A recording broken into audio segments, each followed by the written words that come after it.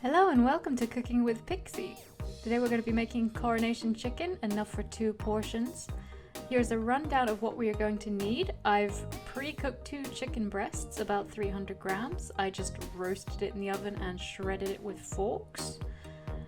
We have curry powder, cinnamon and turmeric, as well as mayonnaise, mango chutney. You could use any mango chutney, but this is my favorite one. It's from Lidl.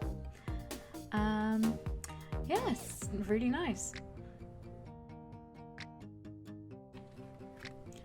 So I'm also going to be using sultanas. Traditionally this recipe calls for dried apricot pieces, but I am very allergic to these, so sultanas it is. Now, fruit is completely optional. You could always do a mixture of both of these or just one of these. It's not abnormal seeing sultanas in Coronation chicken at all. This goes on to our next ingredient, which is also optional, which is creme fraiche. You could also use Greek yogurt. It will just add a little bit of extra creaminess to the mix. Right, so first things first, we're going to need 6 tablespoons of mayonnaise and 2 of the creme fraiche. Just pop it in the bowl and mix it all together. We're going to be using 3 teaspoons of medium curry powder. You could always use mild. Half a teaspoon of cinnamon and just a very small amount of turmeric for color. You could skip that part completely. So just mix all the spices in. This is a very straightforward recipe and it should be pretty easy for anyone to do. So just give it a good mixy.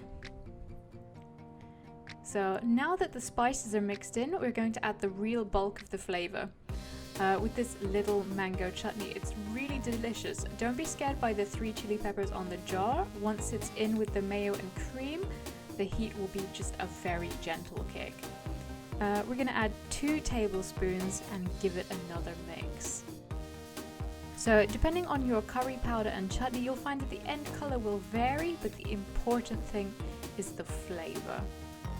So now that you have your basic sauce, you could add a lot of other things at this point. Traditionally the dried apricot. I've seen some great Coronation coleslaws, which are great for summer barbecue. But next on our agenda is a small sprinkle of sultanas. Now it's hard to see, but the sultanas are in there, so now all we have to do is add the chicken.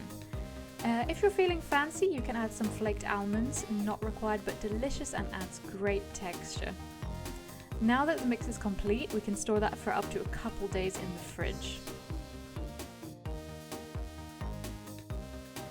One of my favorite ways to have this mixture is in a baked potato. So that's all I've done here. It's just a baked potato on a bed of salad. This is watercress, red onion and tomato salad. So all you need to do is just slop it all on there.